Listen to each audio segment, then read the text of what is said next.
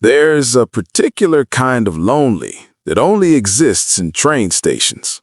Not the loneliness of being alone. Everyone in a station is alone in some way. Now, I mean the loneliness of waiting for someone, of watching every face come through those doors, and none of them being the right one. His name was Arthur. He was 71 years old when I first noticed him. White hair, a good coat, the kind that was expensive once and had been looked after carefully ever since. He walked with a slight lean to the left, not a limp exactly, more like a habit, the way people lean toward the person they always walk beside, even when that person is no longer there. He arrived every Friday at 6:04. I know because I checked the clock the second Friday and the third, 6:04 every time. He would come through the east entrance, the one that faces the car park, walk directly to platform 4, and sit down on the second bench from the left, not the first, always the second. He would set his hat on his knee, fold his hands on top of it, and wait. The 6:12 train from the city arrived at platform 4 every Friday, on time mostly, sometimes a minute late, never more than 2. Arthur would watch it come in, watch the doors open, watch the passengers step off, one by one. He would look at each face, carefully, the way you look when you are searching for someone specific. And then the platform would empty, and Arthur would stand up, put his hat back on, and leave. He never spoke to anyone. He never checked a phone. He never bought a coffee. He simply came, watched the train arrive, watched the faces, and left, every Friday without fail, for as long as I had been paying attention, which by the time I decided to count was already 14 months. I am not a man who interferes. 22 years in this job teaches you the difference between someone who wants to be seen and someone who wants to be invisible. Arthur wanted to be invisible, I could see that. But there's a difference between invisible and disappearing. And by the 15th month, I was beginning to worry which one this was. So I did what I always do when I don't know what else to do. I put the kettle on, and I waited for Friday. The following Friday, I walked out onto platform 4 at 6:08, 4 minutes before the train. Arthur was already there. Second bench from the left, hat on knee, hands folded. I sat down beside him, not close, one person's width between us. The way you sit beside a stranger on a bench. He didn't look at me. I didn't speak. We simply sat, 2 men on a platform, waiting. The 6:12 came in at 6:13, 1 minute late. The doors opened. People stepped off. A young woman with a pushchair. 2 men in suits still on their phones. A teenager with headphones so loud I could hear them from the bench. A group of students with backpacks. An elderly couple walking slowly, carefully, together. I noticed Arthur's eyes move to the couple, stay there for a moment, then move on. Checking, always checking. The platform emptied. The doors closed. The train pulled away. Arthur stood, put on his hat, and without looking at me, said, "Same time next week," and he left.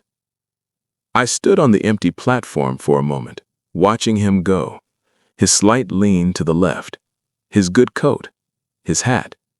Same time next week, as if we had an arrangement, as if I had agreed to something. I suppose I had. We met every Friday after that. 6:08, second bench from the left, one person's width between us. The train would come. Arthur would watch the faces. The platform would empty. We would sit for a moment in the quiet. And then he would stand, put on his hat, and say, "Same time next week." For 6 Fridays we did this, without explanation, without questions, just 2 men on a platform, watching a train arrive and leave, with fewer people than he had hoped. On the 7th Friday, the train was 4 minutes late. We sat in the extra waiting in silence.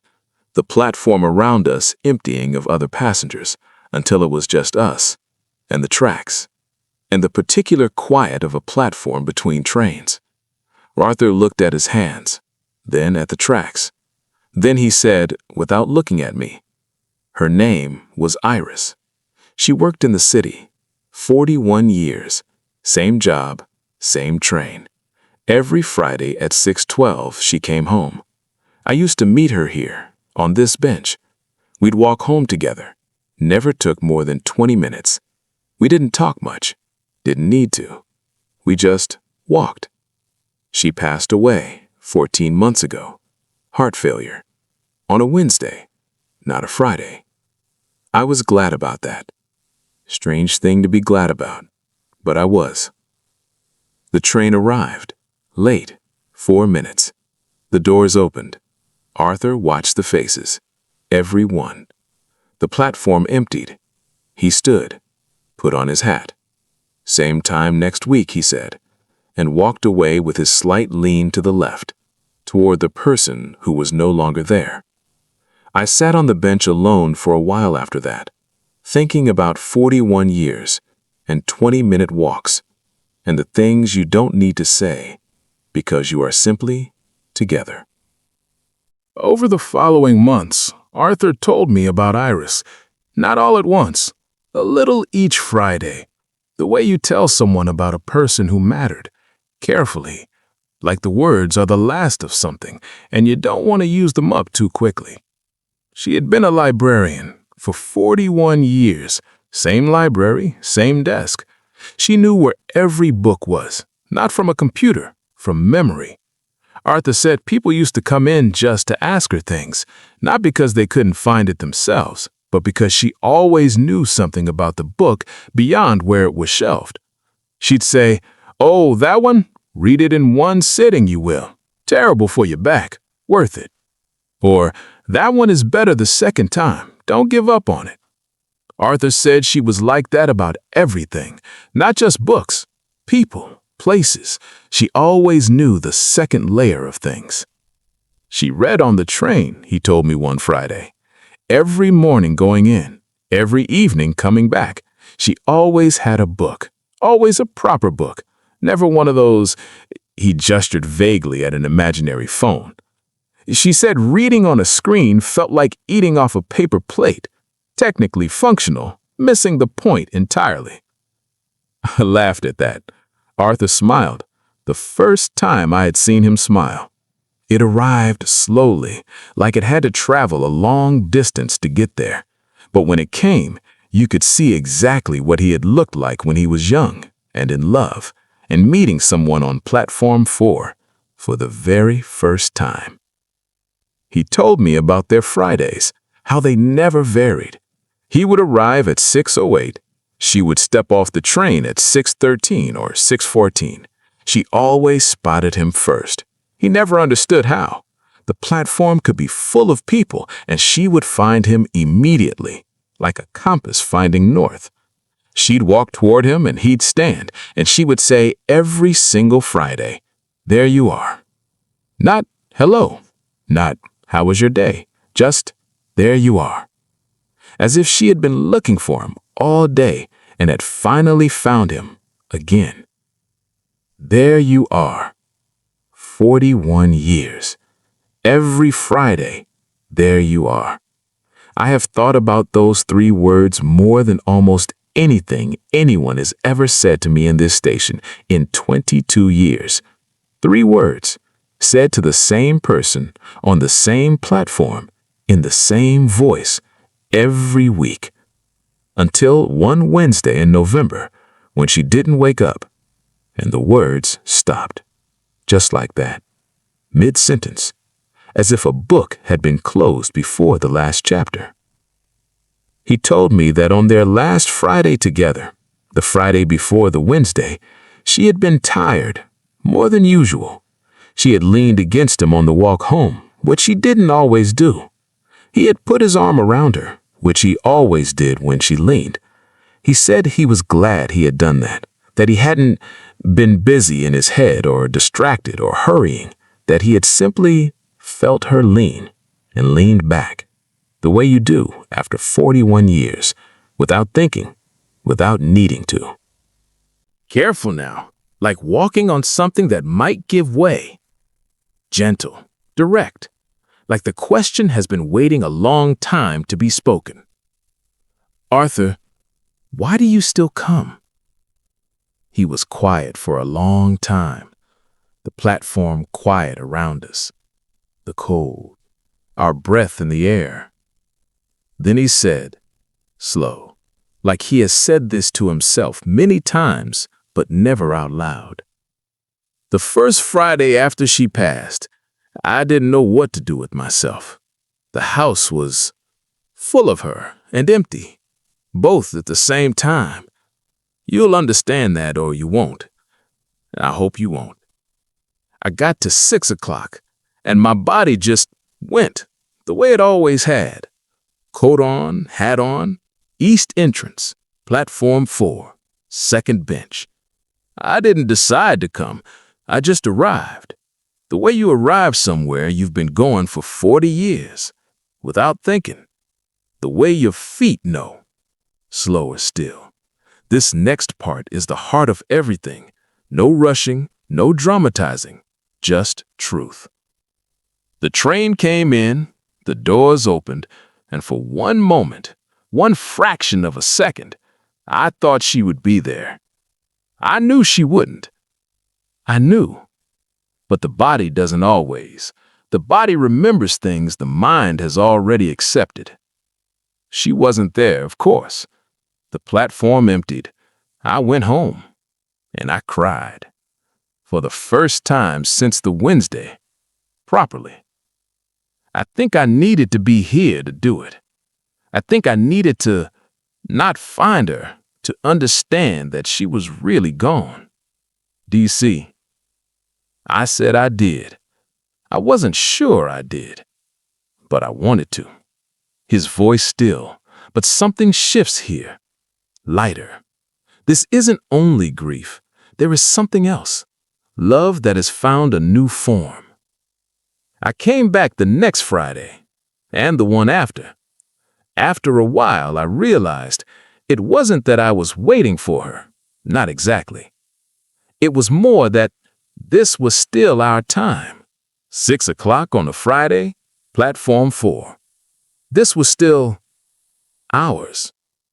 She's not on the train, I know that, but she's here in some way. She's on this bench in the way the bench feels. She's in the platform, in the light, in the cold. On Friday evenings. She always loved Friday evenings. Said the whole world exhaled on a Friday. I feel that, still, when I sit here. I feel her feeling it. Does that make any sense at all? I said, more than you know. We sat in the quiet after that. The way you sit after something true has been said. The platform lights coming on as the evening deepened. The cold settling around us. Neither of us in a hurry to leave. The 6:12 came in. Late again. The doors opened. Arthur looked at the faces, as he always did. Not searching now. Or not only searching. Something else. Honoring. I think that's the word.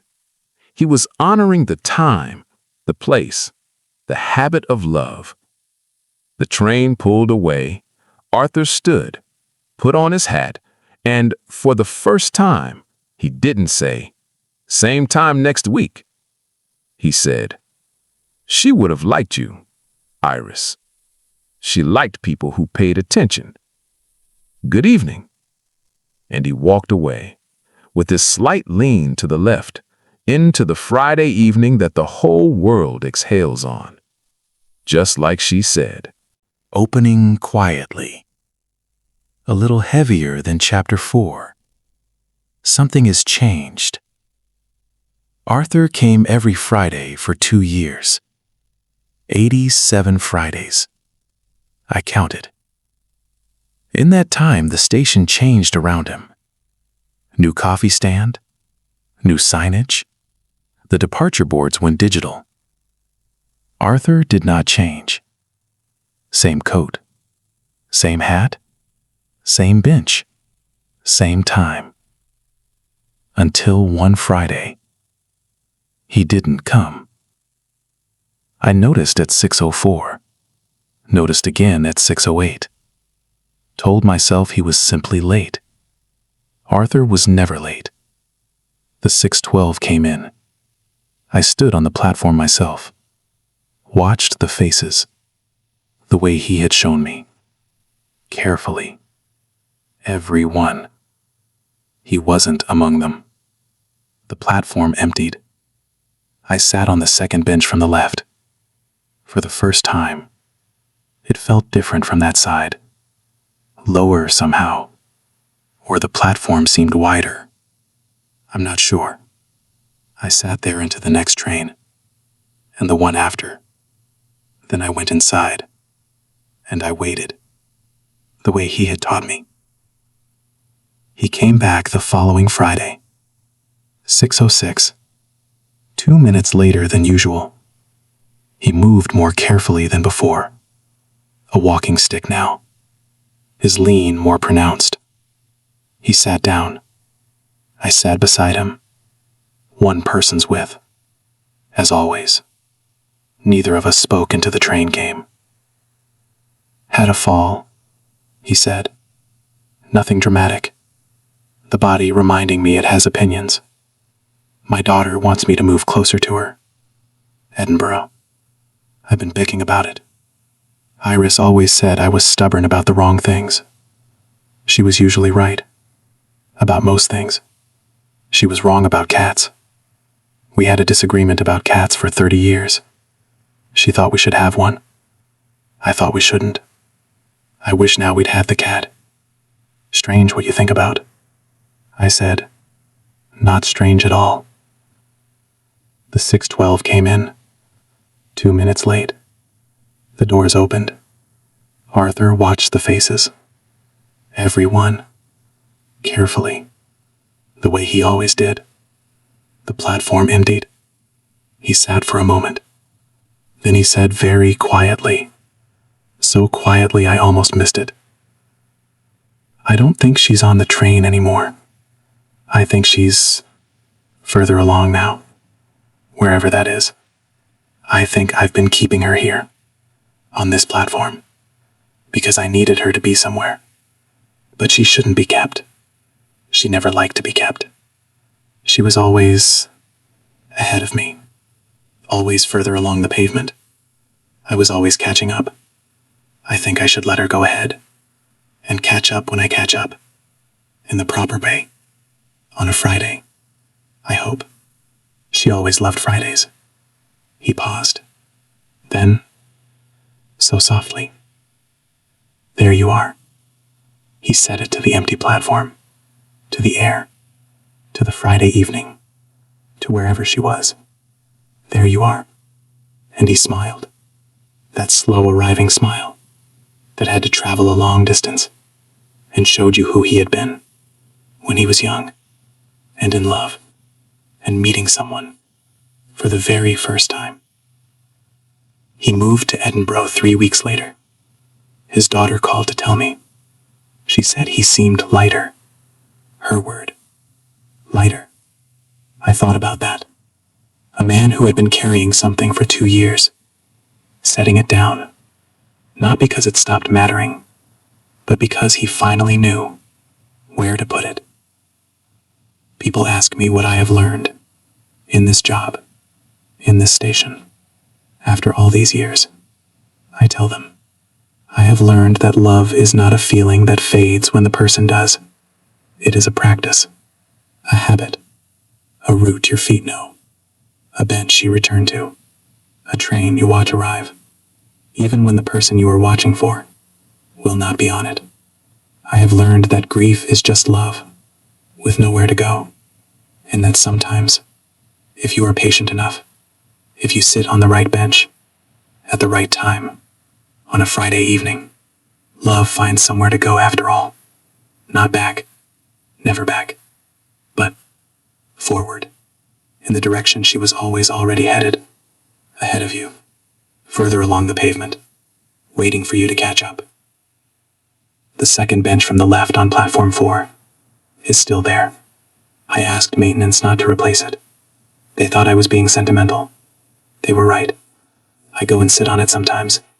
On Friday evenings, when the 612 comes in, I watch the faces, the way Arthur taught me. Every one, carefully, and sometimes, just for a moment, in the way the light falls on a winter Friday, when the whole world is exhaling. I think I understand what he was looking for, and why he never quite stopped. Same time next week. Arthur, same time next week.